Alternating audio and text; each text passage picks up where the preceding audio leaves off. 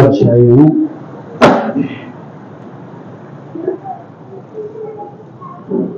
21వ వచనాన్ని మనం వాక్యంగా చదువుకున్నాం.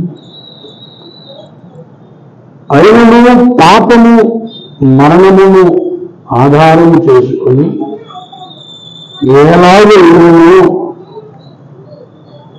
అలాగే నిత్య జీవము కలుగుటకై నీటి ద్వారా కృపయు మన ప్రభువైన యేసుక్రీస్తు మూలముగా నిమిత్తము పాపము ఎక్కడ విస్తరించునో అక్కడ కృప అపరిమితముగా విస్తరించును. చిన్న మాట ప్రార్థన చేసుకుందాం.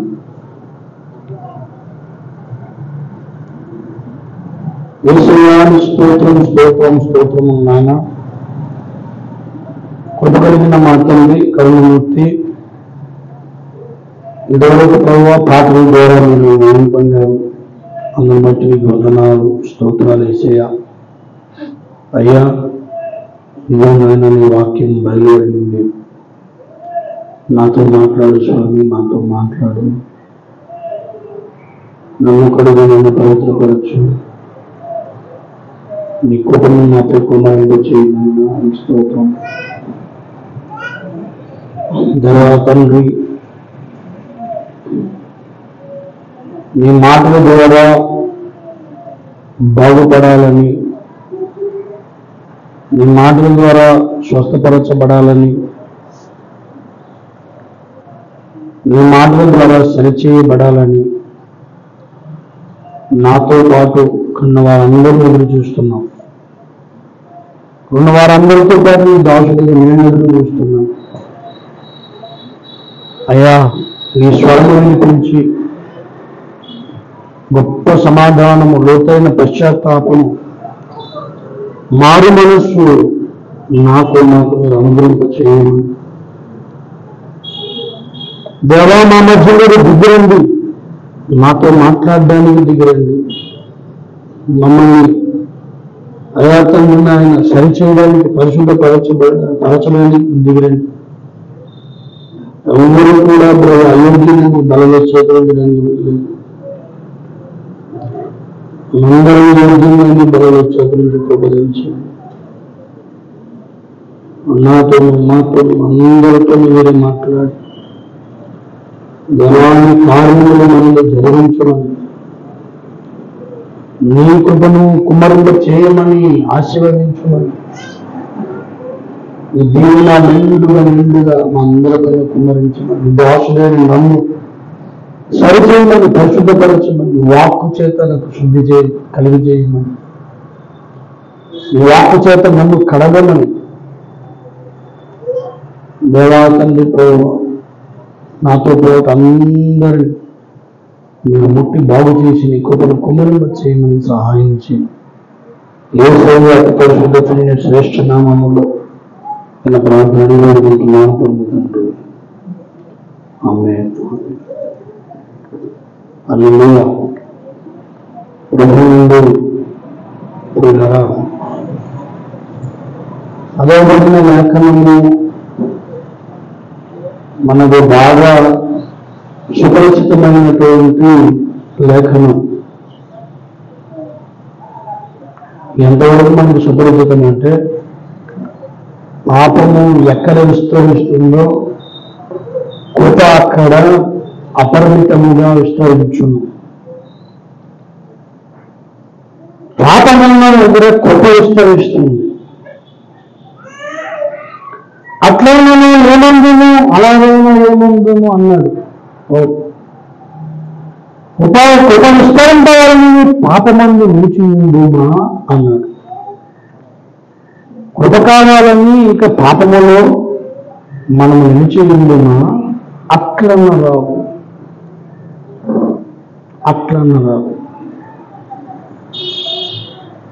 కృప ఏమండి అద్భుతమైన అంశం. కృప అనేదానికి చాలా మందికి సరైన నిర్వచనం తెలియదు. కృప అంటే అర్థం ఏంటో చాలా మంది తెలియదు. కృప అంటే చెప్పండి నాకు, మీరు ఎవరికైనా కృప అంటే ఏంటి అర్థమైంది నాకు చెప్పగలరా? కృప అంటే ఏమిటి? ఇంగ్లీష్లో గ్రేస్ అంటే ఏంటి? ఎవరైనా చెప్పండి. ఎవరు మీకే అనేది ఎన్ని సంవత్సరాలుగా అర్థమైంది ఏంటి నాకు చెప్పండి. కృప అంటే ఎవరు చెప్తారు? ఎవరైనా మీరు చెప్పేయండి అని అంటారు. చెప్పాను నేను, మీరు చెప్తారు. కృప అంటే ఇంతవరకు నీకు నాకు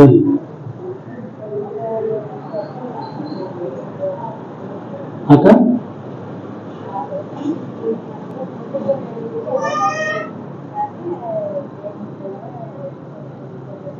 ఏంటి పొందుకోండి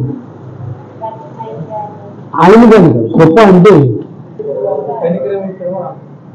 కనికరము ఒక పాయింట్ వచ్చింది. కనికరము వేరు, కృప వేరు. మళ్ళీ కనికరం అన్నాడు వైకంఠ కదా అర్థమైంది పెట్టు. ఇంకెవరైనా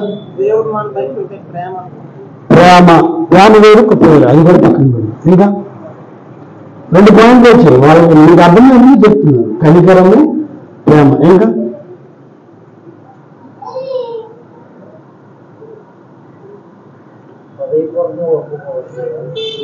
పశ్చాత్తాపము పడడము. ఓకే, కానీ అదే ఇది ఒకటి కాదు, ఇది కూడా పక్కన పెడతారు. ఇంకా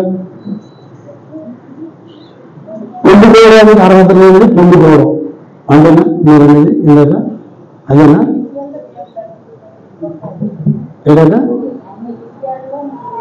అన్ని విషయాలు కాచి కాపాడడం అది దేవుని కృప అంటున్నారు. ఓకే, ఇది ఒకటి. కృప అంటే ఏంటి? కృప ప్రభా అంటే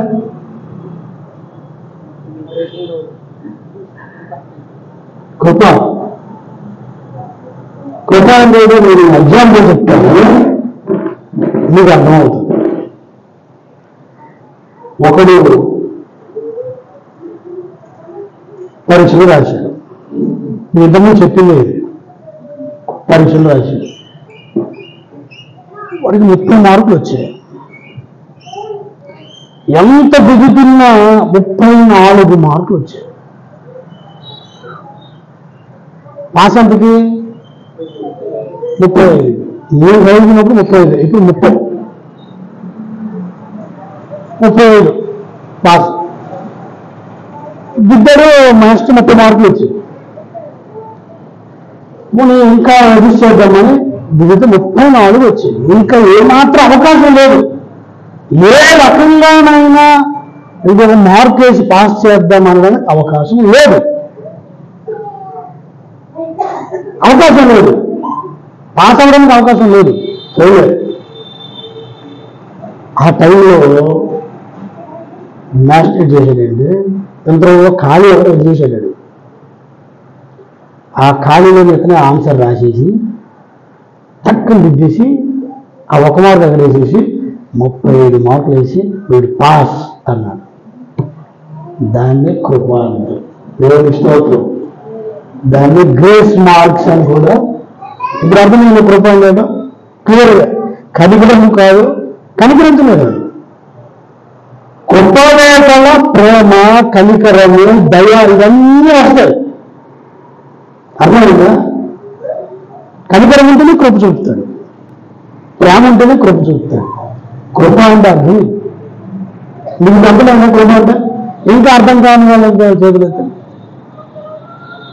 నాకు ఇంకా అర్థం కాలేదండి మీరు చెప్పిందంటే చేతులెత్తాను. మళ్ళీ చెప్తాను. అర్థమైన వాళ్ళు చేతులెత్తాను. అర్థమయ్యే అర్థం కాదని చేతులెత్తాను. నాకు ఇష్టం పెట్టింది ఏమండి? అసలు బాగుపడడానికి అవకాశం లేదు. మనము పరలోకం అవ్వడానికి ఏమాత్రం మనకు అవకాశం లేదు. ఇప్పుడు చెప్తా డైరెక్ట్. యేసయ్యతో పాటు యుగయుగాలు జీవించడానికి మనకు అర్హత లేదు. ఏమాత్రం అర్హత లేదు. ఎవరికి అర్హత? అర్హత లేని మన కొరకు అదేదో మన పెద్ద అర్హత అన్నట్టు క్రియేట్ చేసేసారు దేవుడు. చేసేసి వీడికి నాతో పాటు యోగాలు ఉండగలరు అని ఏదైతే చూపించాడో అది కృప. దేవుని స్తోత్రం. ఇప్పుడు అర్థమైందా? మానవులందరూ పాపం అయిపోతే, వీళ్ళందరూ చనిపోయి నరకపాత్రులు అయిపోతే, వీళ్ళు నరకపాత్రులు అవ్వడానికి గల కారణం పాపం కాబట్టి ఆ పాపానికి ప్రాయశ్చిత్తంగా నేను చనిపోతానని చెప్పి ప్రాయశ్చిత్తపు బలం మనకిచ్చి, అర్థమైందా? దేవునితో పాటు యుగయుగాలు ఉండడానికి దేవుడు చేసిన కార్యము పేరే కృప. హల్లెలూయా. అర్థమైంది? ఇబ్రహ్మ కృప కృప విస్తరించుచుండెను. చాలా మందికి ఈ కృప విషయంలో అనేస్తారు, దేవుడు కృపామయుడు. దేవుడు కృపామయుడు ఎలాగయ్యాడు? కృప చూపుతాడు. ఆయన ఐశ్వర్యవంతుడు. నీకు కృప చూపాలి అంటే నీ హృదయంలో దేవుడు కార్యం చేయడానికి ఒక ఖాళీ స్థలం అనేది ఉండాలి. దేవుని స్తోత్రం కలుగుతుంది. హల్లెలూయా. అక్కడ ఖాళీ స్థలం లేకపోతే ఆ మ్యాథ్స్ రాయడానికి కూడా అవకాశం ఉండదు. ఎక్కడ రాస్తాడు? అక్కడ రాసాడు, ఒక మార్క్ కలిపి పాస్ చేయడు. మన హృదయంలో కూడా పాపము అనేది చాలా విస్తరించి ఉంది. కానీ ఏదో ఒక మూల నేను పాపం చేస్తున్నాను అన్న ఆలోచన నీకు వచ్చినప్పుడే కృప నీలో కార్యం చేస్తుంది. దేవుని స్తోత్రం కలుగును గాక. మీకు అర్థమైంది నేను చెప్పింది? పాపం ఎక్కడ ఉంటుందో కృప అక్కడ మరెక్కువగా విస్తరించి ఉంటుందో ఉన్నాం. అంతేనా? పాపం ఎక్కడ విస్తరించును అక్కడ కృప అపరిమితంగా విస్తరించును. అట్లయిందని ఏమందు అన్నాడు చెల్లిపో. అంటే పాపం కృప కావాలని చెప్పి పాపం చేసుకుని ఉంటామా? కృప కావాలని చెప్పి పాపం చేసుకుని ఉంటామా?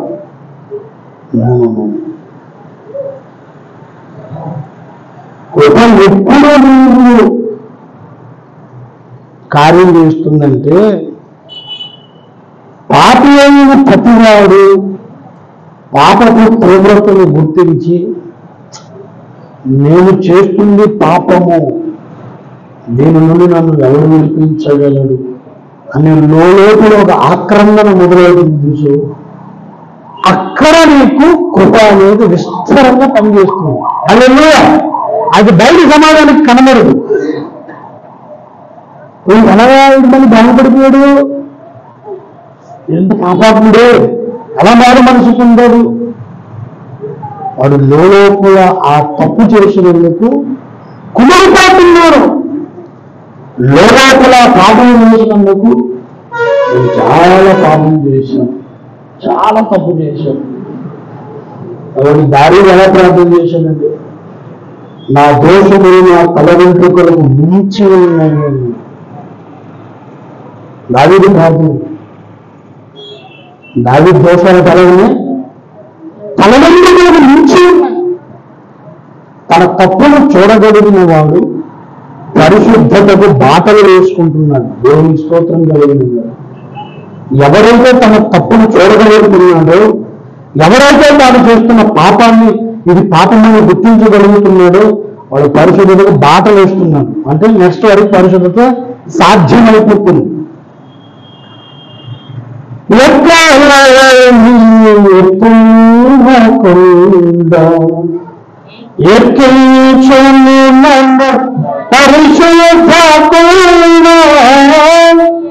ఆ కొండ పేరు పరిశుద్ధ కొండ. అది అది కొండ ఎప్పుడు కూడా మన పక్కనే ఉండదు, అది ఎక్కాలి. పరిశుద్ధ కొండ ఎక్కడో ఉంది, ఎక్కాలంటే నువ్వు నడవాలంటే నేను ఉన్న స్థలము పాపుల స్థలమని గుర్తించాలి. హల్లెలూయా. అప్పుడు అది పరిశుద్ధతకు బాటలుగా మారుతుంది. పాత్ ఆఫ్ ద హోలీనెస్, పరిశుద్ధతకు దారి. పాపాన్ని గుర్తించలేనటువంటి వాడు, పాపపు స్థలాన్ని గుర్తించలేనటువంటి వాడు ఎప్పుడు కూడా పరిశుద్ధ కొండను ఎక్కలేడు, కుటుంబానికి రాదు. నేను రక్షణ పొందేశాను, నేను మంచివాడిని, నా నీతి మంతుందంటే కుదరదు. ఏమండి, నీతిమంతుడు అంటే అసలు ఎలాగా వచ్చిందో తెలుసా పదం? నీతిమంతత్వము అనే పదము మనకి ఎలా ఆపాదించబడి ఉంటే 4వ అధ్యాయంలో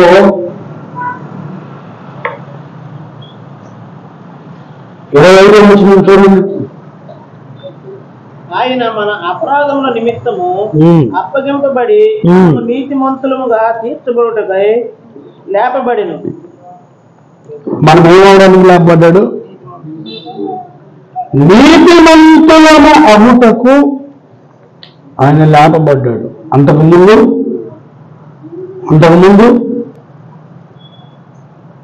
22 నుంచి చదవండి, అందుచేత 21 నుంచి చదవండి. దేవుని మహిమపరచి ఆయన వాగ్దానము చేసిన దాన్ని నెరవేర్చుటకు సమర్థుడని రూఢిగా విశ్వసించి విశ్వాసము వలన బలము పొందాడు. అందుచేత అది అతనుకు నీతిగా ఎంచబడును.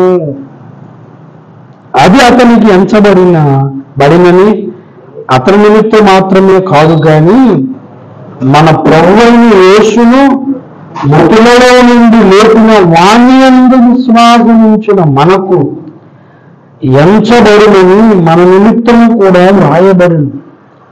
ఆయన మన అపరాధముల నిమిత్తం అప్పగింపబడి మనము నీతిమంతులముగా తీర్చబడుటకై లేపబడిను. మనము నీతిమంతులుగా తీర్చబడుటకు లేపబడ్డాడు ఆయన. దీన్ని నమ్మాలి. యేసయ్య మరణ పునరుత్థానము ఎందుకంటే నేను పాపము కనుక ఆయన చనిపోయాడు. నేను మంచోడు కాదు కాబట్టి ఆయన చనిపోయాడు.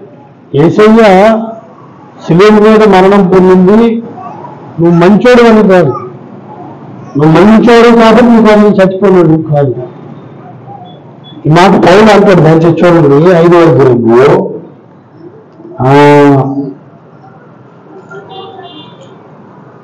7వ వచనం చూడండి. నీతిమంతుని కొరకు సైతము ఒకడు చనిపోవుట అరుదు, మంచివాని కొరకు ఎవడైనా ఒకవేళ తెగింపవచ్చును. మంచోడి కోసం చనిపోవడం అనేది చాలా అరుదు. ఒకవేళ చనిపోవచ్చు కూడా.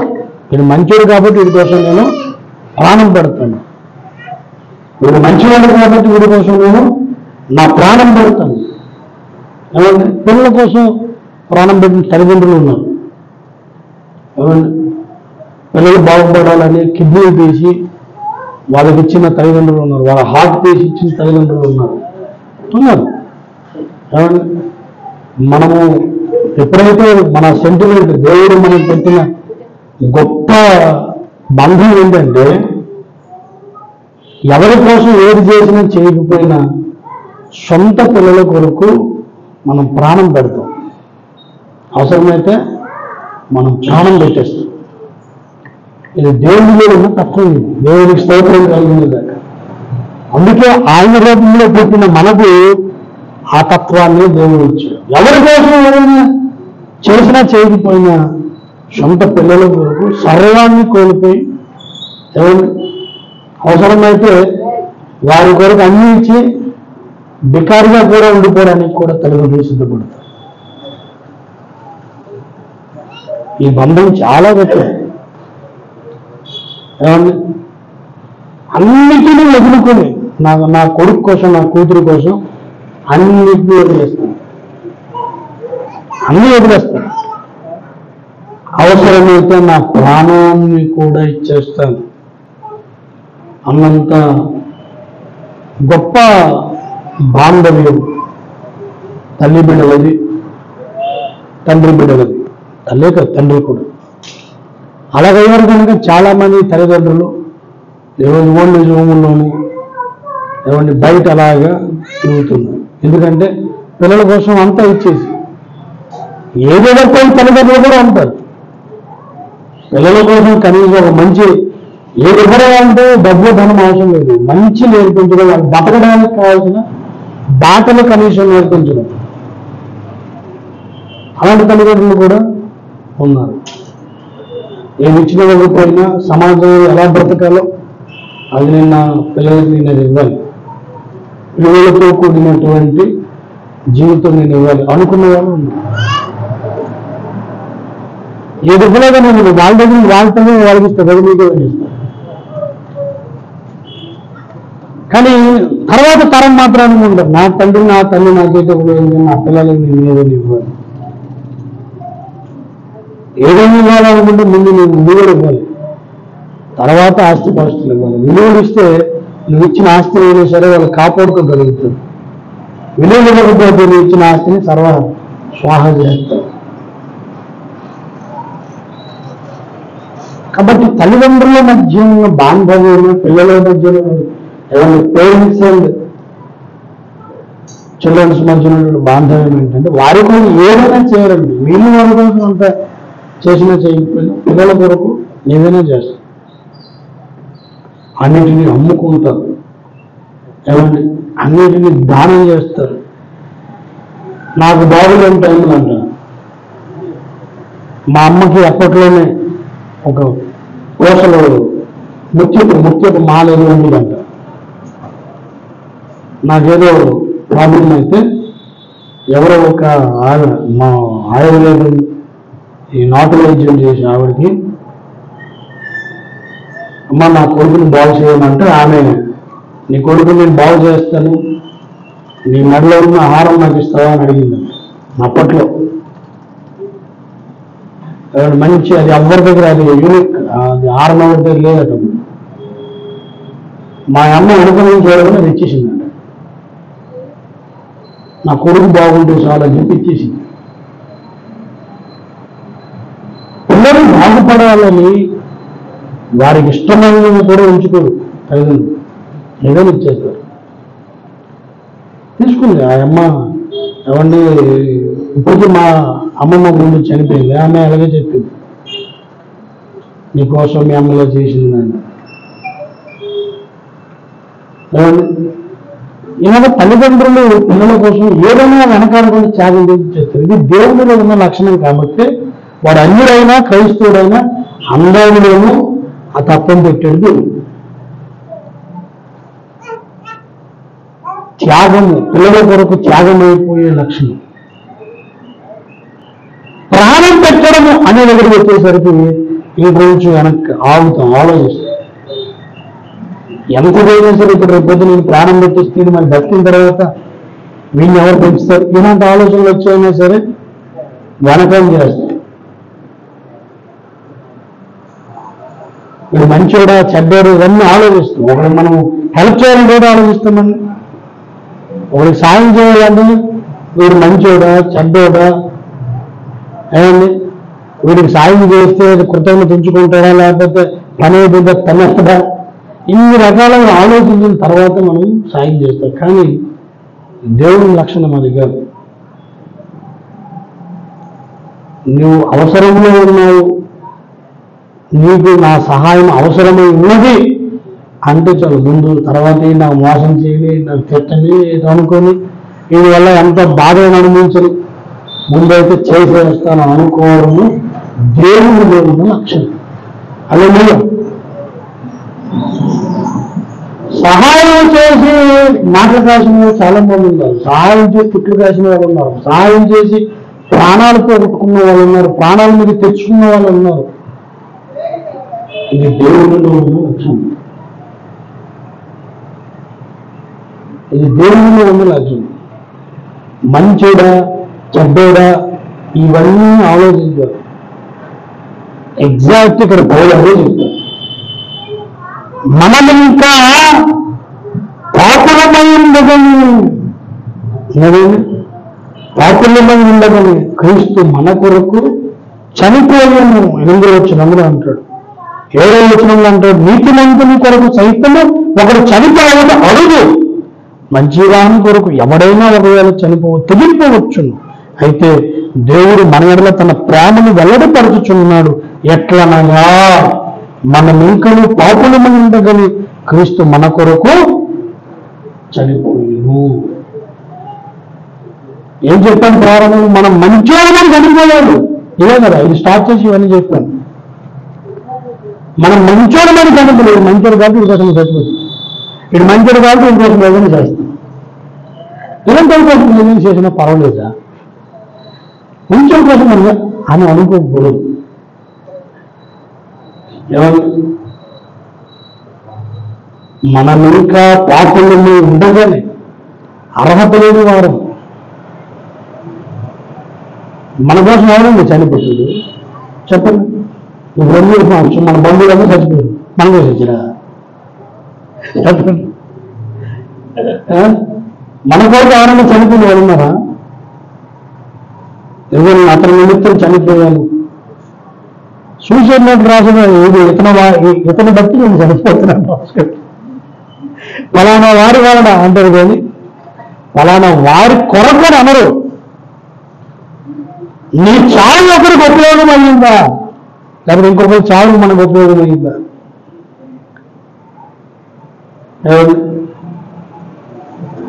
అవునండి పిల్లరా, యేసయ్య మరణం విశ్వానికి మేలు చేసింది. దేవునికి స్తోత్రం కలుగునుగాక.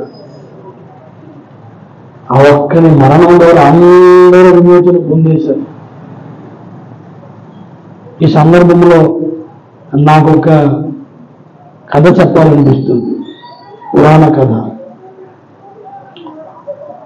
నేను జాగ్రఫీ లెసన్ అంటే చెప్పినప్పుడు తక్కువని ఆ ఫోటో చూశాను. నేను గంగా నది హిమాలయ పర్వతాల దగ్గర ఉద్భవించింది. ఎక్కడ? గోముఖమా, గంగోత్రి, అక్కడ ఒక సరస్సు ఉంది. ఆ సరస్సు నుండి ఉద్భవించింది. ఏ సరస్సు అది?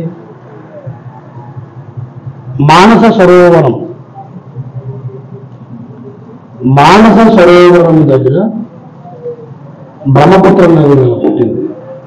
గంగ నది ఎక్కడ పుట్టింది? ఎగ్జామ్ రాశారు జీకే. గంగా నది జన్మస్థానం ఏమండి? భాగీరథి. ఎస్, భాగీరథి. అక్కడ పుట్టి ఉపయోగులుగా కొన్ని చీలి కిందకు వచ్చింది. పురాణ కథ ఏంటో తెలుసా? పురాణ కథ భగీరథుడు, అందుకే దానికి భాగీరథి అని. భగీరథుడు గంగను భూమి మీదకి తీసుకుని వచ్చాడు. ఎందుకు? వారి వంశీకులు అందరూ పాపం చేసి ఏమండి సద్గతులు పొందలేకపోయి ఉన్నారు. వాళ్ళు సద్గతులు పొందాలంటే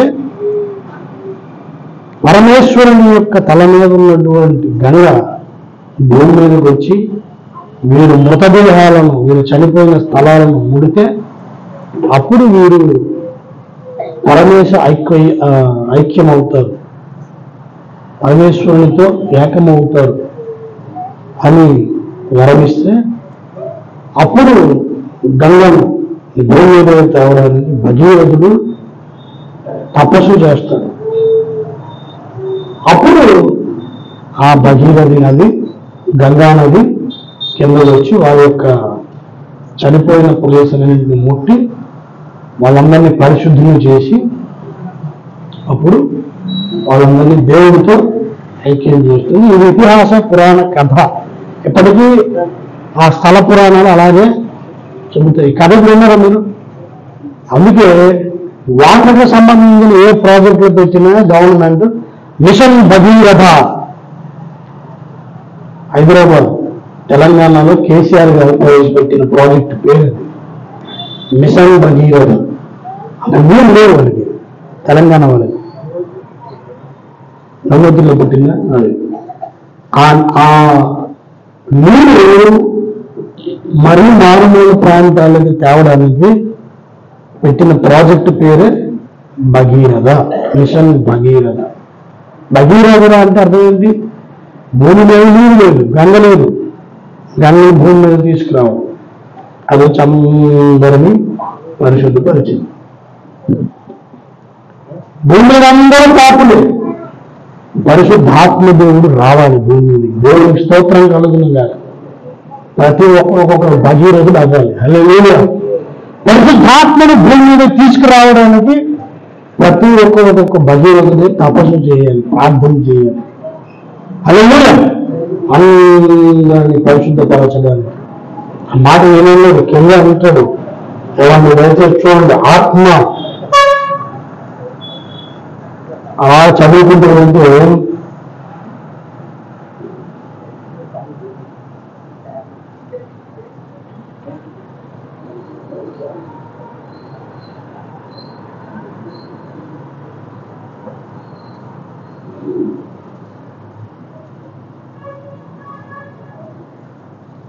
దేవుని ఆత్మ కోసం రాయబడి ఉంటుంది ఇక్కడ.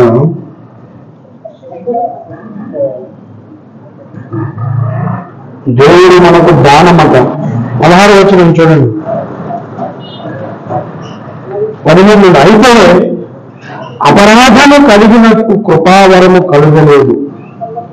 ఎట్లనగా ఒకని అపరాధము వలన అనేకులు చనిపోయిన ఎడల మరి ఎక్కువగా దేవుని కృపయు యేసుక్రీస్తును ఒక మనుష్యుని కృపచేతనైన దానమును అనేకులకు విస్తరించాను. దేవునికి స్తోత్రం కలుగునుగా. ఏమండి? యేసుక్రీస్తు మనకు దానము మరియు పాపము చేసి ఒకరి వలన శిక్షావిధి కలుగునట్లు ఆ దానము కలుగలేదు. ఎలాగనగా తీర్పు యొక్క అపరాధం మూలముగా వచ్చినదే శిక్షావిధికి కారణమైన కృపావరమైతే అనేకమైన అపరాధముల మూలముగా వచ్చినదే మనుషులు నీతిమంతులుగా తీర్చబడుటకు కారణమ్మాయి.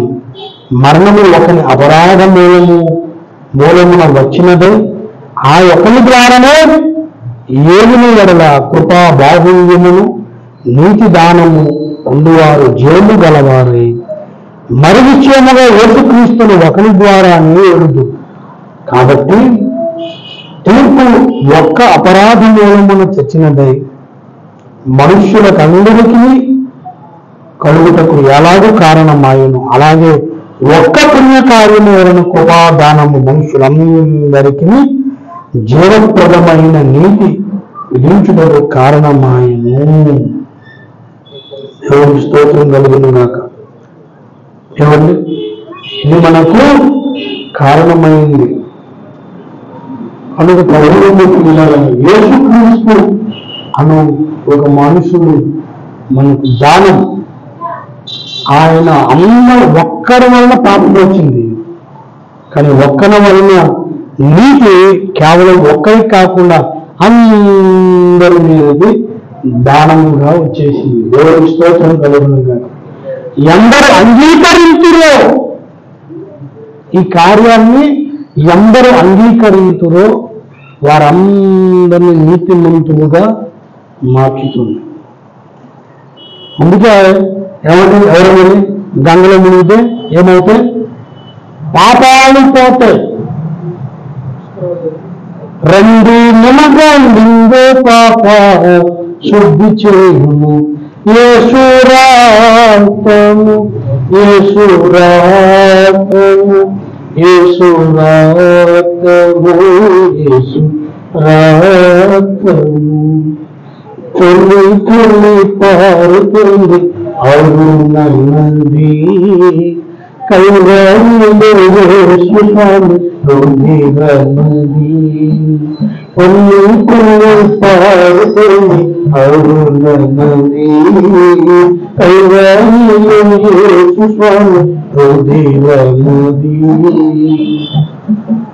రక్తము చూచే కూడా పాపము పోదు పాపము పోదు పాపము పోదు రక్తమోచకుండా పాపము పోదు, పాపము పోదు, పాపము పోదు. ఆ ముక్తి దాత రక్తమందే జీవము గలదు, ఆ ముక్తి దాత రక్తమందే జీవము గలదు. కలదు జీవము, కలదు జీవము, కలదు జీవము, కలదు జీవము, జీవము కలదు, జీవము కలదు, జీవము కలదు, జీవము కలదు. కొల్లు పాడుతుంది అవునది,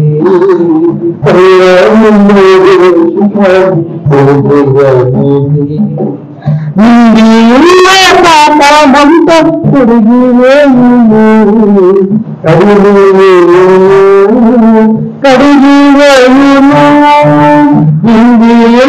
పాపమంతా కడిగివేయుము, కడిగివేయుము, కడిగివేయుము.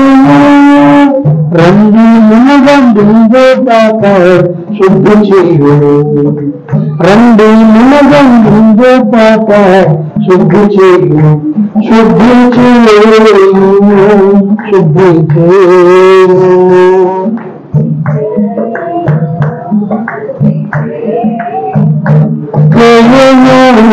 శుద్ధి చేయము, శుద్ధి చేయము, శుద్ధి చేయము, శుద్ధి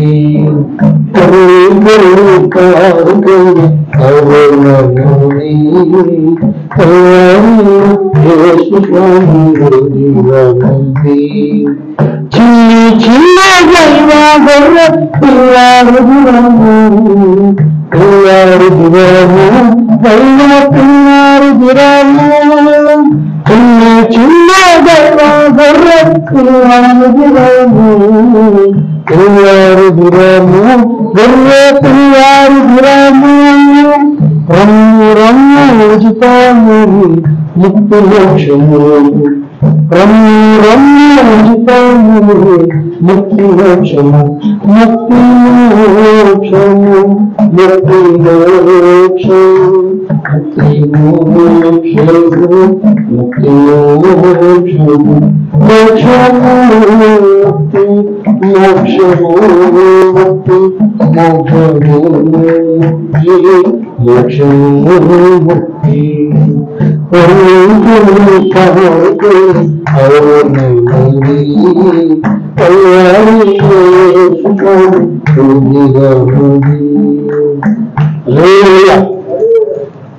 ఆనందంలో మునిగితే నీవు పడిపడతావు, ఒంటి మీద నీరు వస్తుంది తప్ప పాపము శుద్ధి జరగదు. రక్తంలో మునిగితే నీకు పాప శుద్ధి. దేవుని స్తోత్రం కలిగింది కాక. నువ్వు మునగాలి అని అంటే నువ్వు పాపముని గ్రహించాలి. దేవుని స్తోత్రం కలిగింది కాక. మనం ఇంకా పాపముగా ఉండగలి. యేసు మన కొరకు చనిపోయి తిరిగి లేచాడు. ఆయన ఎందుకు లేచాడు? 4వ అధ్యాయం చివరి మాటలు అన్నాడు. ఎందుకు లేచాడండి? నీతిమంతులుగా తీర్చబడుటకై. దేవుని స్తోత్రం కలుగుతుంది. అలాగా మనల్ని నీతిమంతులుగా తీర్చాలని ఏసేయించి దేవుడు ఏం చేశాడు? ఏసేయను లేమైనా ఎవరికైనా లభిస్తే నా ప్రజలందరూ, నా పిల్లలందరూ నీతిమంతులు. ఒక్కరి వలన పాపం ప్రవేశించింది, ఒక్కరి వలన నీతి అందరి వారికి ప్రవేశిస్తుంది. దేవునికి స్తోత్రం కలుగుతుంది కాదు. దేవుడు లెక్క అల్లుడు ఆయన ప్రణాళిక వేరు, ఆయన భవిష్యత్ రచన వేరు. అల్లుడు సైతాన్ని ఒక్కరిని పట్టుకుని మొత్తం అందరిని నాశనం చేసేద్దాం అనుకున్నాడు. సైతాన్ని మొత్తం మానవ సమాజాన్ని నాశనం చేసేస్తాడు. దేవుడి ఉద్దేశాలనేది నాశనం చేసేస్తాను అనుకున్నాడు సైతం. దేవుడు చిన్న నవ్వి వచ్చా నా కుమారుని మళ్ళా పంపించి నా కుమారుని రక్తంతో అందరిని మళ్ళా నీతి అందరూ అంగీకరిస్తారు, అందరి నీతి మంతులుగా చేసేస్తాను. దేవుని స్తోత్రం కలుగుతుంది. వండర్ఫుల్ కార్యం జరుగుతుంది, అద్భుతమైన కార్యం జరుగుతుంది. కృప విస్తరించడం మొదలెట్టింది. హల్లెలూయా! వీడెన్ని ఎక్కడెక్కడ పాపాలు సృష్టిస్తున్నాడు, ఏ సమాజంలో పాపాలు సృష్టిస్తున్నాడు, ఎక్కడెక్కడ పాపం సృష్టించి అక్కడ మనుషులు నాశనం చేయాలనుకుంటున్నాడు. దేవుని కృప అక్కడ బలంగా వ్యాపిస్తాడు. హల్లెలూయా! నేను నా అనుభవంలో నేర్చుకున్నది ఒకటి ఉందండి. మీ అనుభవంలో ఉన్నారు కానీ మీరు నేర్చుకోలేదేమో, నేర్చుకోవచ్చు. నేను నేర్చుకున్నాను. నేను అందరూ వెలివేస్తున్నప్పుడు, నేను అందరూ అవమానిస్తున్నప్పుడు, నేను అందరూ మంచోడు కాదు అని అంటున్నప్పుడు, నువ్వు చాలా ధన్యుడు. దేవునికి స్తోత్రం కలుగునుగా. ఎందుకు తెలుసా? దాని వెంటనే గొప్ప మహిమలో దేవుడు నేను తీసుకెళ్తాడు, గొప్ప సంతోషంలోనికి దేవుడు నేను తీసుకెళ్తాడు, గొప్ప ఆనందంలోనికి దేవుడు నేను తీసుకెళ్తాడు. గొప్ప సంతోషం అదెవ్వరూ తెలియదు. మీరు సంతోషించండి. పౌలన్న మాట, మీరు శోధనలో పడుతున్నప్పుడల్లా మీరు సంతోషించండి అన్నాడు. మీకు ఎవరైనా అవమానిస్తున్నప్పుడల్లా మీరు సంతోషించండి. నన్ను అందరూ ఒంటరి చేశారు, తొమ్మిదించారని మీరు గొప్ప సంతోషించారు. ఎందుకో తెలుసా? అప్పుడంటేనే నీకు దేవుడు ఏదో గొప్ప మేలు చేయబోతున్నాడు, గొప్ప మేలు జరిగిపోద్ది. వీళ్ళందరూ నిరాకరిస్తే దేవుడు తీసుకొస్తాడు. ఎందుకు తెలుసా? ఇది దేవుడు పెట్టిన సూత్రం. హల్లెలూయా! ఎందుకు చెప్పండి? ఏంటో సూత్రం చెప్పండి ఎవరైనా. నిషేధించబడిన రాయి తలకు ఏడు వేస్ట్ అని చెప్పి దులేస్తున్నాను. ఒకే వీడు ఒక వేస్ట్ వాడు అనుకుంటాం, చూసావా? అలాంటి దగ్గరికి ద గ్రేట్ బెస్ట్ పర్సన్ దేవుడు వాడి దగ్గరికి. హల్లెలూయా! వీడు పనికిరాడు అని సమాజం వాడిని గెలిచేస్తే దేవుడు నాకు పనికి వస్తాడు అని దేవుడు తీసుకుంటాడు.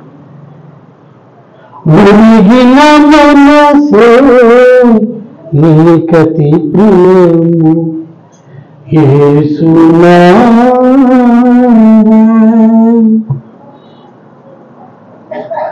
విరిగిన దానిని కోరదియాకు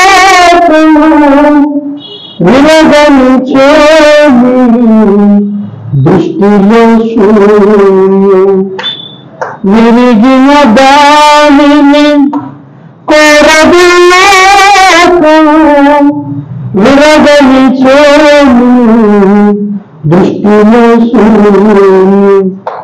అలవాని నిలిచిన దేవా, అలవాని నిలిచిన దేవా,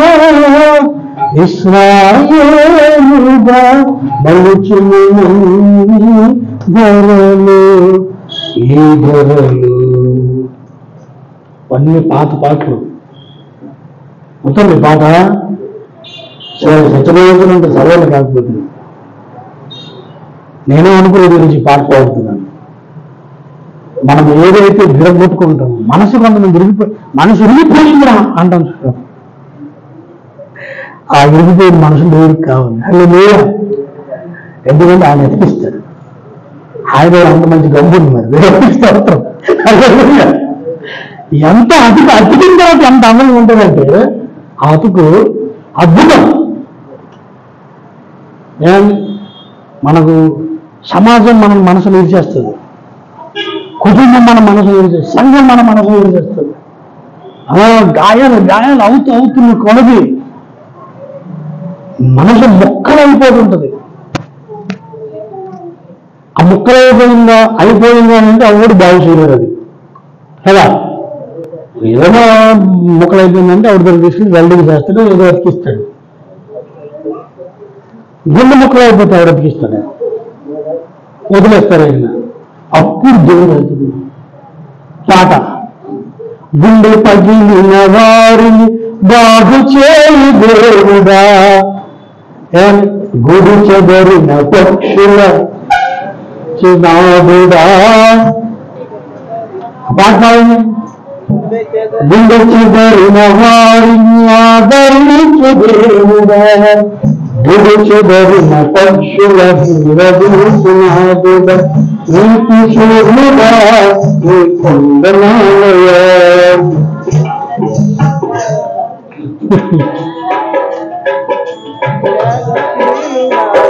నీ కొందనాలయ నా హృదయ పాలక నీ స్తోత్రమేసయ్యా. గుడిచెదరిన వారిని ఆదరించు దేవుడా, గుడి చెదరిన పక్షులు చేరదీసినాదుడా. లోకమను అరణ్య యాత్ర భారమాయను బహుదూరమాయను, నా గుండె నింద వేదనలు నిందించుచుండును. లోకమను అరణ్య యాత్ర భారమాయను బహుదూరమాయను, నా గుండె నింద వేదనలు నిందించుచుండును. కన్నీరు నాకు అన్న పానమాయను, కన్నీరు నాకు అన్న పానమాయను, దిక్కులేక నా బ్రతుకు దీనమాయను బహుఘోరమాయను. గుండె చెదరిన వారిని ఆదరించి దేవుడా, గుడి చెదరిన పక్షుల చేరదీసినాదుడా.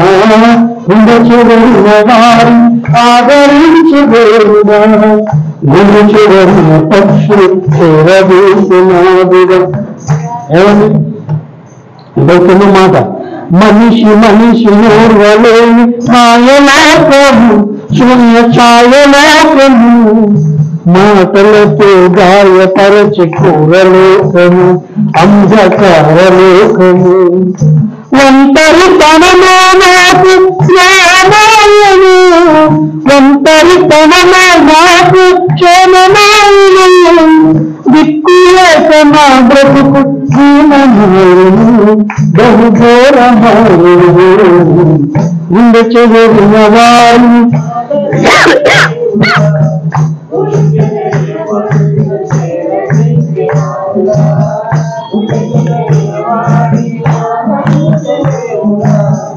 గుడి చెదరిన పక్షుల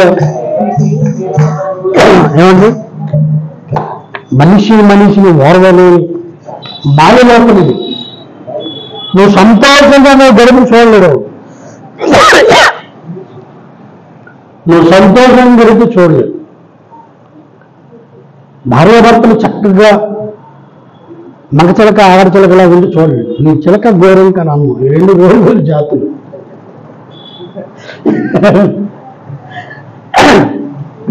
అందరూ చిలక గోరింక అని అంటారు. చిలక వేరు గోరింక వేరు, ఈ రెండు వేరు వేరు జాతులు. మరి కవి ఎందుకో చిలక గోరింక అన్నాడో తెలియదు, కానీ నేనైతే మగ చిలక ఆడ చిలక అని అంటాను. చిలక గోరింక అంటారు, మళ్ళీ ఇమేజ్ చూపించేసరికి రెండు చిలకలే చూపిస్తారు అక్కడ ఫోటోల్లోనా, రెండు చిలకలే. ఆడచిలక గోరింక, గోరింక అనేది ఒక పక్షి ఉంది. మళ్ళీ గోరింక అనేది గోరపక్ష గోరపట్ట అంటారు కదా, అదే గోరింక. చిలక గోరింక, గోరింక కాదు మళ్ళీ గోరింక అంటే ఇది గోరింక. ఇద్దరు భార్యాభర్తలు కలిసి చక్కగా కాపురం చేసుకుంటే వాళ్ళని చూసి వాళ్ళని మాయలోకం. భార్యాభర్తలు ఇద్దరు చక్కగా హ్యాపీగా ఎవరిని బతుకుతున్నారు, సంతోషంగా ఉన్నారంటే చూడలేదు. వాళ్ళ మధ్య పొరలబడ్డానికి అంటే వారి కుటుంబాలను వినగొట్టడానికి. అదే కాదు రాక్షసానందం. వాళ్ళు విడిపోతే పక్కన చేసిన అదొక రకమైన పైశాచిక ఆనందం. భార్యాభర్తలు విడిపోయి ఏమండి వాళ్ళు విడిపోయి వాళ్ళ ఇంట్లో ఎప్పుడు గొడవ జరుగుతుంటే ఇక్కడ ఉండి బయట ఉండి ఎంపైర్ లాగా బాగా నవ్వుకొని గొప్ప సంతోషిస్తుంటారు. మళ్ళీ అవసరమైతే వీళ్ళు అలక్ కాదు ఇలక్ కాదని పెద్ద మనిషి చాలా కూడా ఇస్తుంటారు. అంటే మాయలోకం ఇది. ఏమండి వాళ్ళంతా విడిపోవాలా ఎందుకు నాయన నీకు అంత కుళ్ళు వారిని విడగొట్టడానికి చూస్తున్నాను. నీకు జీవితానికి పెద్ద అపరాధం తెచ్చుకొని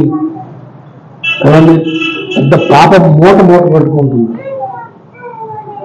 అవతల వాళ్ళు సంతోషం వెరీ గుడ్, ఎంజాయ్ చేయండి.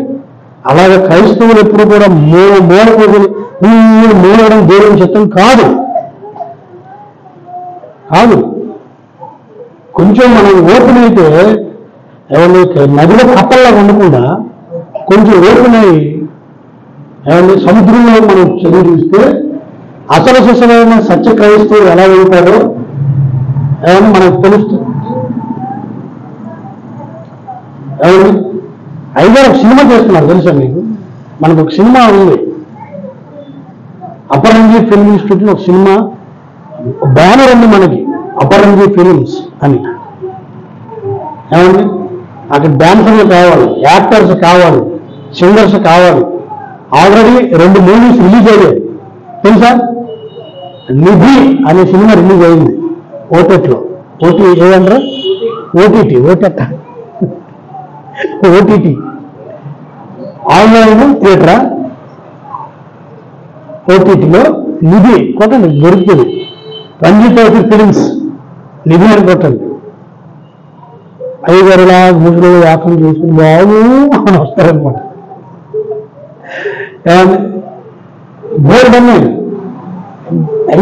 అందుకనే సైతాన్ ఏం చేస్తారంటే వీళ్ళు అంతసేపు కుంగిపోయి ఉన్నారా, వీళ్ళు ఎలా ఉన్నారని చూస్తాడు. వాడికి మనం ఎప్పుడు హ్యాపీగా ఉన్నామని చూపించాలి, మనం ఎప్పుడు సంతోషంగా ఉన్నామని చూపించాలి. దుష్టుడు ఏ బాణము కూడా మమ్మల్ని ఏం చేయలేకపోయింది, మా సంతోషాన్ని పాడుకోలేకపోయింది. మీకు అంత రోగం అయ్యగారు క్యాన్సర్ వచ్చిందండి, గుండెలు వస్తారు, క్యాన్సర్ అని తెలిసి వస్తారు. కానీ ఆయన ఏమండి మళ్ళీ చక్కగా జుత్తన్ని ఊడిపోయింది సరే రంగు వేసుకుని ఏమండి ఆ ఉన్న ఇంటికి రంగు మళ్ళీ జుట్టు కూడా వచ్చేసింది. అవును చక్కగా మళ్ళీ ఇప్పుడు అప్పుడులాగా మళ్ళీ కూర్చుంది. మనల్ని భయపెట్టడానికి, మనల్ని ఇది చేయడానికి, మనల్ని కొంగదీయడానికి ప్రయత్నం చేస్తున్న ప్రతి పని, ప్రతి ప్రభావం, ప్రతి వ్యక్తి సైతాను సంబంధే. నిన్ను మానసికంగా కొంగదీయాలని జరుగుతున్న ప్రతి ప్రయత్నం సైతాను యొక్క ప్రభావం. ఎప్పుడు మనసుకు కుంగించుకోకండి. జానిదు పొరపాటు జరిగిపోయిందా? జరిగిపోయింది లేదా? ఇది నా ప్రమేయం జరగలేదు, ఇది జరిగిపోయింది, క్షమించి వదిలే అంతే తప్ప కుంగిపోవడానికి వీలు లేదు. నువ్వు కుంగిపోయేటట్లుగా చేయడానికి సైతాన్ గారు అనేక రకాల ప్రయత్నం చేస్తాడు. చెవులు కొరుకుతాడు చూడండి, ఆ చెవులు కొరుకుల విషయం నీ చెవులు పడేటట్లు చేస్తాడు. అలా అయ్యో ఏంటి ఎలా చేస్తా అని కుంగిపోవడానికి ఛాన్స్ ఇవ్వకు. తెలియకూడదు, ప్రార్థన కూతురు సైతాన్ ఆలోచనలు ఎవరి ద్వారా అయితే జరుగుతుంది వారి గొప్ప దెబ్బ అవుతుంది. ఎవరి ద్వారా అయితే ఏమైనా నిన్ను కుంగిపోవడానికి ఏమైనా ఒక నిందలు అతనిందలు అలా స్ప్రెడ్ చేస్తున్నారు. ఒక ఉంటాడు ఎవరొకడు విత్తనం వేస్తున్నాడు, వాడు ఏం చేస్తాడంటే ఆ విత్తనాన్ని స్ప్రెడ్ చేయడానికి 10 గంటలు పూనుకుంటాడు. ఏదో పెద్ద సువార్తలాగా వాడికి శ్రమ అభ్యంతరము రాకు మానవు అన్నాడు బైబిల్లో. వస్తే అభ్యంతరాలు, కానీ ఎవరి వలన వచ్చిందో వానికి శ్రమ అన్నాడు. ఎవరి వలన వస్తాయి వానికి శ్రమ అన్నాడు. నిన్ను కొంగదీయాలని సైతాను గారు భావించినప్పుడు ఆయా వ్యక్తులను బలహీనందరినీ వాడుకుంటాడు. మాయలోకం కదా నిన్ను వచ్చి గాయపరచాలని, కొంగదీయాలని. కానీ నీకు ఒక ధైర్యం ఈరోజు దేవుడు ఇస్తున్నాడు ఏంటంటే, నువ్వు గాయపడు, నీ గాయాలు నేను బాగు చేస్తాను. హల్లెలూయా. నువ్వు మొక్కలు నేను అతికిస్తాను. హల్లెలూయా. నువ్వు వెలువేయబడు, నేను నిన్ను అంగీకరిస్తాను. హల్లెలూయా. మీకు తెలుసా, నిన్న సార్ వచ్చారా మా గత వారం? ఆయన పెద్ద real estate officer, business man. తర్వాత నేను వెళ్ళాను, మన రాజుగారి కోట దగ్గరే వాళ్ళ ఆఫీస్, ఫస్ట్ టైం పల్లెటూరులో ఒక రియల్ ఎస్టేట్ ఆఫీస్ పెట్టారు. మన ఇక్కడ పాటల కోసం వాక్యం ఉంటుంది, అక్కడ మీటింగ్ అవుతుంటే అక్కడ ఉన్నాడంట కానీ వచ్చి చూశారంట. అప్పటి నుంచి మనం ఫాలో అవుతున్నాం సార్. తర్వాత నుంచి కంటిన్యూ అయ్యారు. దేవుడు ఎక్కడున్నాడు వెతికిన వాళ్ళు ఉన్నారు, సమాధానం ఎక్కడ దొరుకుతుంది వెతికిన వాళ్ళు ఉన్నారు, ఉన్న సమాధానం పోగొడతామని చూస్తున్నవాడు ఉన్నాడు. వాడు దుష్టుడు.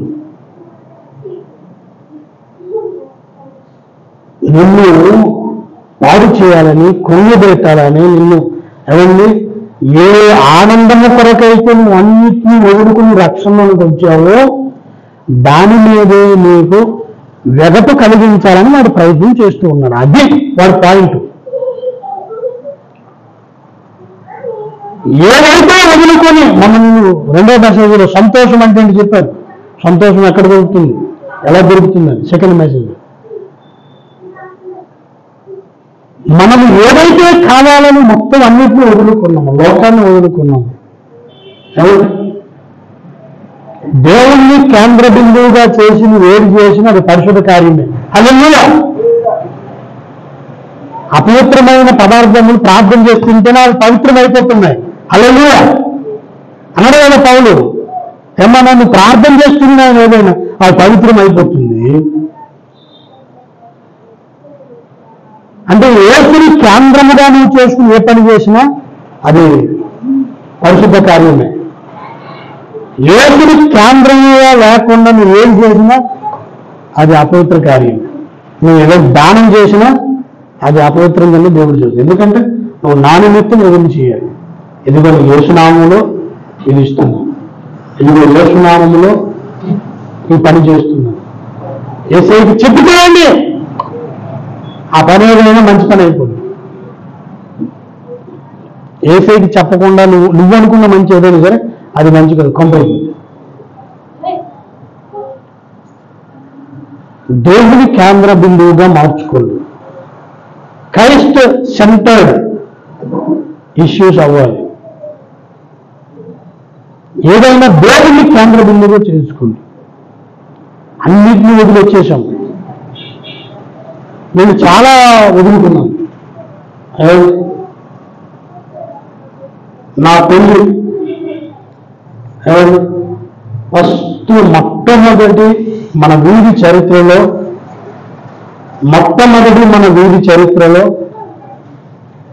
క్రిస్టియన్ మ్యారేజ్ నాదే. వీధి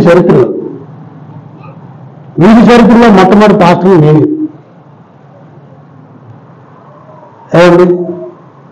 నా పెళ్లి మాది.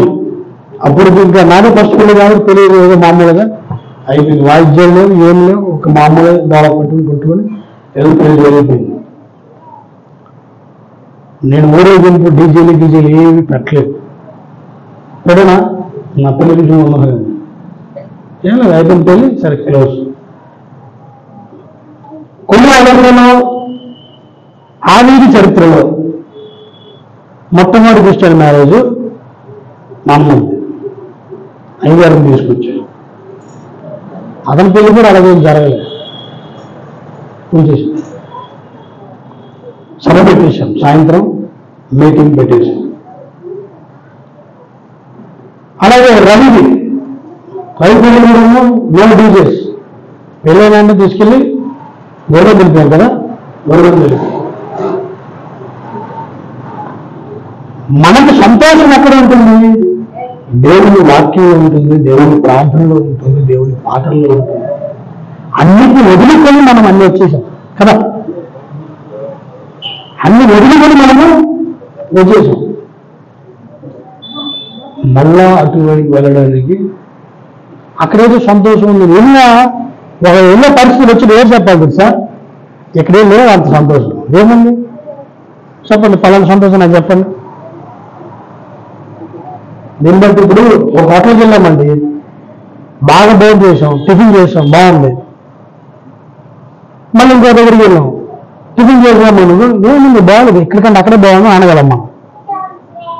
ఇప్పుడు అక్కడ ఎలాంటి పలానా సంతోషం చెప్పండి. తాగుబోతులు ఉన్నారు, ఫుల్ తాగుతారు, ఎంజాయ్ అంటారు. ఏం ఎంజాయ్? తాగి తొమ్మిది కూడా ఎంజాయ్. ఫుల్ తాగి ఎలా ఎలా ఎలా అదేమంటే సంతోషం ఏమిటి? అదే నేను చెప్తాను మొన్న 2 మెసేజ్లో. ఏం సంతోషం ఇది? సంతోషము సమాధానము అంటే మీరు మార్చేశారు. సైతాను గారు బుర్రలో దూరి సంతోషం అని దిగిరా అని చేశాడు. సంతోషం అంటే ఏంటి తెలుసా? నీకు కడుపు నిండా భోజనం దొరకడం, కంటి నిండా నిద్రపోవడం. అర్థమైందా? రేపటి గురించి భయం లేకపోవడము సంతోషం. హల్లెలూయా. ఇవి యేసు నుండి నమ్మికుంచే వాడికి నిరంతరం ఉంటాయి. హల్లెలూయా. మా మీరం లేదండి, ప్రసన్న అన్నాడు. నీ కష్టార్జితం నువ్వు అనుభవించడమే నీవు సుఖపడినట్టు. నీ కష్టార్జితం ఎవడో డాక్టర్ పోసేస్తావు, నీ కష్టార్జితం ఎవడో పోలీసుడు ఇచ్చేస్తావు, నీ కష్టార్జితం ఎవడికో ఆడికో ఇచ్చిస్తే నువ్వుగా అనుభవించినట్టు. చాలా మంది కష్టార్జితం అంటే భావి తరాల వారు అనిపిస్తాడు కొట్టాడు. భావి తరాల తర్వాత నీ పక్కనున్న వాళ్ళే ముందు లాగేస్తారు. అవునా కదా? నువ్వు ఎంత కష్టపడతావు, రాత్రి తిండి తిప్పమని కష్టపడదు. పిల్లలు తీసుకుని డాక్టర్ని పెంచుతావు. ఆడ 2 టెస్టులు 2 మందులు వెళ్ళేసరికి పాటమని అక్కడ ఇవ్వాలి.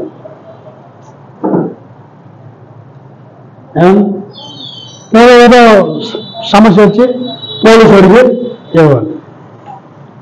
నువ్వు అనుభవించగలిగినప్పుడు అది అద్భుతం. మనమే అనుభవించలేము. తెలుసా మీకు? ఈ జానుడు తొట్టకి ఎంత ఆహారం కావాలండి? ఒక 50 రూపాయల మీల్స్ రూమ్ అయిపోతుంది, 150 రూపాయల ఫుడ్. అలాంటి 150 రూపాయలు 4 ఉన్నారు అనుకు ఇంట్లో, 600 రూపాయల ఫుడ్. 600 రూపాయల ఫుడ్ అప్పుడు పార్సల్ చేస్తే ఎందుకంటే 200 రూపాయలతో ఇంకా 400 రూపాయలు మిగిలి. మరి రేపు కోసం దీన్ని కూడా హాయిపోదు. కానీ రేపటి కూడా భయపడుతూ బతికితే అది క్రైస్తవ్యం అవ్వదు. రేపు అసలు ఏం జరుగుతుందో ఎవరికి తెలుసు? చచ్చిపోతే అయిపోద్ది. ఏమైపోద్ది? దేవునికి తెలియకుండా మన దగ్గరికి చావు రాదు. మీకు విషయం చెప్తాను చూడండి. మిగిలిన వారు ఎలా అనుకున్నా పర్వాలేదు, కానీ మన సంఘము మనము ముఖ్యంగా అనుకోవలసింది ఏంటి తెలుసా? క్రీస్తు నుండున్న మృతులు ధన్యులు, దేవుని స్తోత్రం కలుగునుగా. ఇది గుర్తుపెట్టుకోండి. చావు ఇప్పుడే రావచ్చు, రేపే రావచ్చు. మనం ఏసు నమ్మినందుకు మనకి ఎప్పుడు వచ్చినా అమ్మ ఇక్కడ దృష్టివంతుడు అనాల. ఈ లోకం అనుభవించడానికి ఇంకా నాకు దరిద్రం ఉంది, వాడికి ఎదురించి యేసుతో ఆనందంగా గడుపుతున్నాడు. అలా ఈ మనస్సాక్షి అందరూ కలిగి ఉండాలి. పాపం పాపం చచ్చిపోయాడు. అసలు పాపమో ఏ పుణ్యమో అనొచ్చు కదా. అయ్యో పాపం, అయ్యో పుణ్యం అనొచ్చు కదా. పాపం ఏంటి? పాపం అయ్యయ్యో అంటే మనకు జాలి చూపించు. అయ్యో పాపం అంటే అదే పాపం చేసి వచ్చాడు అన్నట్లు. అలా ఎప్పుడు అనొద్దు. మనం యేసు నమ్ముకున్నాడా, సువార్త చేస్తున్నాడా, ప్రార్థన చేస్తున్నాడా, వాక్యం చదువుతున్నాడా, దేవుడు పిలిపొచ్చిందా, ధన్యుడు, అదృష్టవంతుడు. చిన్న టైంలో దేవుడు పిలిపొచ్చేసింది. ఏమండి? పెద్ద ముసలి వాళ్ళు చనిపోయాడు, ధన్యుడు. ఎన్ని రోజులు దేవుని కృపలో ఎదిగాడు. ఇలాగ మన మాట తీరుగా మారాలి. ఎక్కువ సంవత్సరాలు బతికాడు అనుకోండి, ఎన్ని రోజులు దేవుని కృపలో బ్రతికాడు ధన్యుడు. నువ్వు అనుకోడు అనుకో, ధన్యుడు తొందరగా దేవునితోటి గర్భంకి వెళ్ళిపోయాడు. ఏమైనా అనుకూల వచ్చినములే మన నోటి నుండి రావాలి తప్ప ప్రతికూల వచ్చినాలు ఎప్పుడు మాట్లాడడం మంచిది కాదు. అందుకు ప్రభునందు ప్రియులరా, ఇలాంటి ప్రతికూల పరిస్థితులు ఎక్కడైతే ఎక్కువ విస్తరిస్తూ ఉంటాయో అక్కడ దేవుని కృప విస్తరిస్తూ ఉంటుంది. కొంతమంది భార్యాభర్తలు భర్త వలన భార్య వలన బాగా ఇబ్బంది పడుతూ ఉంటారు. దేవుడు చూస్తున్నాడు ఇదంతా. అప్పుడు ఎంత బాధ అయితే అనుభవిస్తుందో ఆ భార్య భర్త వలన, ఎంత బాధ అయితే అనుభవిస్తాడో ఆ భర్త భార్య వలన, అంతకు మించిన సంతోషాన్ని దేవుడు ఇంకొక రూపంలో ఆమెకు అతనికి అందిస్తూ ఉంటాడు. ఎందుకంటే కృప విస్తరణ అవుతుంటుంది, విస్తరిస్తూ ఉంటుంది. మనం ఎవరికైనా అన్యాయం చేయాలని ఎక్కువ బాధలు పెట్టడం చూసాం మనకు, వాడు ధన్యుడు, మనమే మూర్ఖులం అయిపోతాం. ఎందుకంటే వాడు బాధ అనుభవిస్తూ కృపగా అనుభవించేసుకుంటాడు ఇక. అందుకే దేవుడు అంటాడు, మీరు ఎవరికైనా పగ తీర్చుకోకండి, పగ తీర్చుట నా పని. మనం పగ తీర్చుకున్నాం అనుకో, అది దేవుని కృప దొరికిపోద్ది, దేవుని కృప దొరికిపోద్ది. అది దేవుడికి అప్పగించేశామనుకో, దేవుడు ఇష్టం సరైన ఏమండి సరైన దెబ్బలు కొడతాడు. మనం కొడితే ఇలా కొడదు, మా కొడితే మరీ కొడితే ఒక చిన్న ఏమండి తక్కువ దూరినట్లు లేదా రక్తం వచ్చినట్లు కొడదాం. ఆ గాయం మళ్ళీ మాసిపోద్ది కొన్ని రోజులు పోయిన తర్వాత. అది దేవుడి కొట్టిన దెబ్బ ఎలా ఉంటుంది తెలుసా? దేవుడి కొట్టిన దెబ్బ ఎలా ఉంటుంది తెలుసా? జీవితాంతం యుగయుగాల దెబ్బ భరించాలంటాడు, యుగయుగాలు. అందుకే దేవుని దెబ్బకు దొరక్కదు. దేవుని దెబ్బను పొందుకోవాలని ఎవరు మనం ప్రయత్నం చేయకూడదు. మనకి ఎవరైనా అన్యాయం చేశారా, అది నేనైనా సరే దేవునికి అప్పగించండి. నేను దేవునికి అప్పగిస్తాను. నేను నేర్చుకున్నాను. నాకు ఒక చిన్న వ్యక్తుల వల్ల నా నష్టం జరిగిన, నాకు గాయం అవుతున్నా నేను దేవుని గారు పెడతాను. ఓవా వీరికి చరిత్ర తెలియదు, ఏం జరిగిందో తెలియదు, ఏం జరుగుతుందో తెలియదు, కానీ నా మీద ఇలాగా ఏమండి నన్ను గాయపరుస్తున్నారు, నేను అప్పగిస్తున్నాను. నేను చెప్తాను, నిజంగా నేను తప్పు చేశాను అని నీకు అనిపిస్తే నన్ను క్షమించు. నేను తప్పు చేశాను అవతల వాళ్ళకి అనిపించి వాళ్ళు ఒకవేళ ప్రభావం చూపిస్తుంటే వారికి ముందు మారు మనసు కలిగి, ఇంకా మారకపోతే అప్పుడు నీ హస్తం వారి మీదకి వెళ్ళాలి. ఇది నేను చేసే ప్రార్థన. మనం అందరం ఇలాగే ప్రార్థన చేయాలి. అర్థమైందా? అప్పుడు న్యాయం తప్పుడు ఏమని ఆటలేదు కదా, ఎవరికి సహాయము లగును, ఎవడాలకై ఆశతో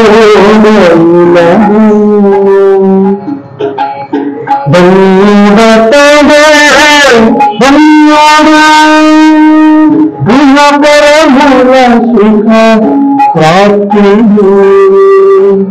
ధన్యుడతడే ధన్యుడియా పరమల సుఖ ప్రాప్తి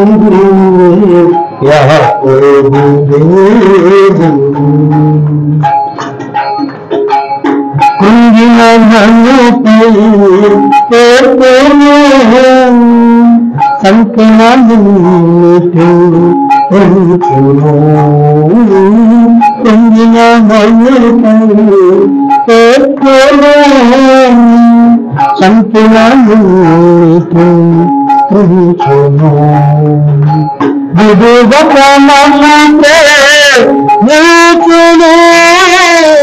తమ చేతులను చెక్కను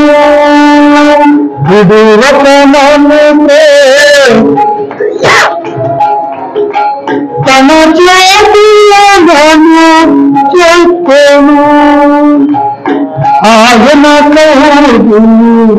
అవునా ఇది కడు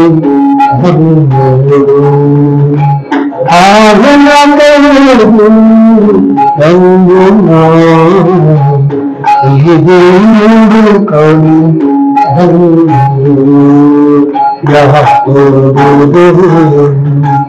ఎవరికి సహాయం ఎవరాయుపై ఆశతోడైన ఆయా భృతకరు మాలలో నా బ్రతుకంతకు ఆయా భృతకరు నాలలో నా బ్రతుకంతకు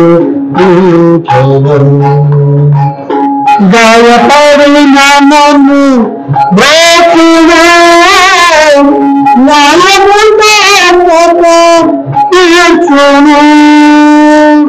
గాయపడిన నన్ను బ్రతుగా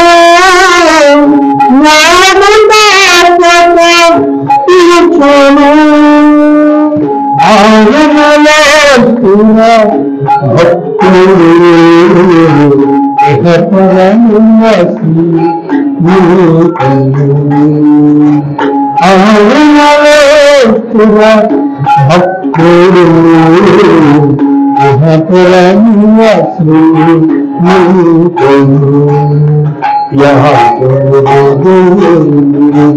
ఎవరికి సహాయం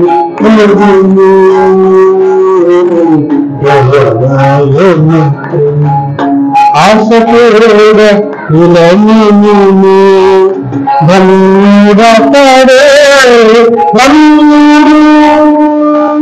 ఇహ పరముల సుఖ ధన్యుడపడే ఇహ పరముల సుఖ ప్రాప్తి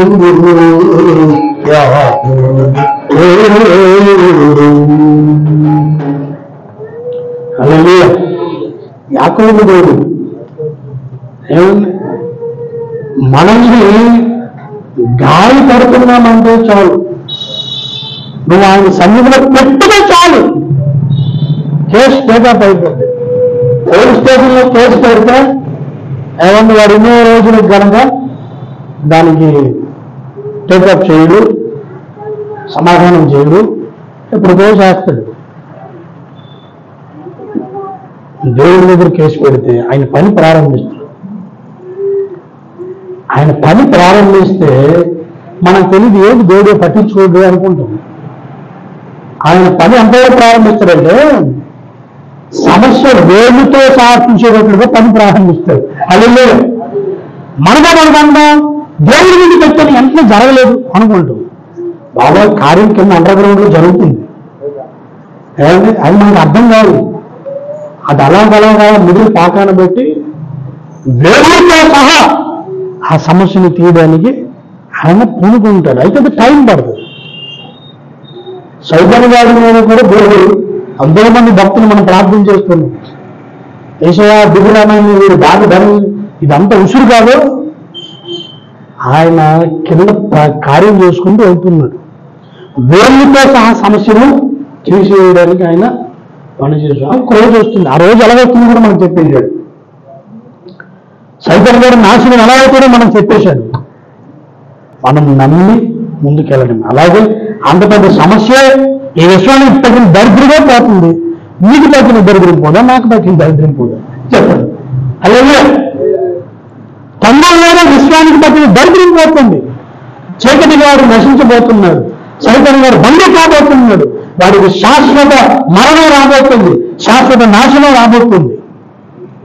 మరి నీ సమస్య అంతా నా సమస్య అంతా, నీ దుఃఖం అంతా నా దుఃఖం అంతా, ఇవి కూడా అన్ని పోతున్నాయి. హల్లెలూయా. కనుక ప్రభువునందు పిల్లలు కృప విస్తరిస్తోంది, మన మీద కృప విస్తరిస్తుంది, అధికంగా విస్తరిస్తుంది. ఆ కృపను నిర్లక్ష్యం చేయు. కృప దేవుడు అందుంది. ఆ కృపను నువ్వు పొందుకోవడానికి చిన్న స్పేస్ ఇవ్వాలి. దేవుడు నీలో రాయడానికి చిన్న స్పేస్ ఇవ్వాలి. నీలో గ్రేట్ మార్క్ వేయడానికి కొంచెం ఖాళీ ఉంచాలి. నువ్వు లోక సంబంధమైన విషయాలు ఫుల్గా మైండ్ నింపుకో. అవును, నింపుకుంటున్నప్పుడల్లా అయ్యో ఇదంతా వ్యర్థము అనే ఒక స్పేస్ ఉంటే కృప వచ్చే వాడిని అన్ని తపాలని కొట్టేస్తుంది. దేవుని స్తోత్రం కలుగుతుందా, అప్పుడు నేను పరిశుద్ధమైపోతాను. హల్లెలూయా. కనుక అటువంటి ధన్యత కృప దేవుడు మనకు దయచేయనట్లు ప్రార్థనలో మనం అడుగుదాం, దేవుని సన్నిధిలో మోకరిద్దాం. దేవుని కృపను మనం ఎంతగా పొందుకుంటున్నామో స్వపరీక్ష చేసుకొని, ఒకవేళ పొందుకోకపోతే ఇద్దరు పొందుకొని అయా నీ విస్తారమైన కృపను ఇద్దరు నేను పొందుకున్నట్లు నా మీద నీ కార్యం చేయని మనం ప్రార్థన చేద్దాం. అరణ్య మోకరిని ప్రార్థన చేద్దాం.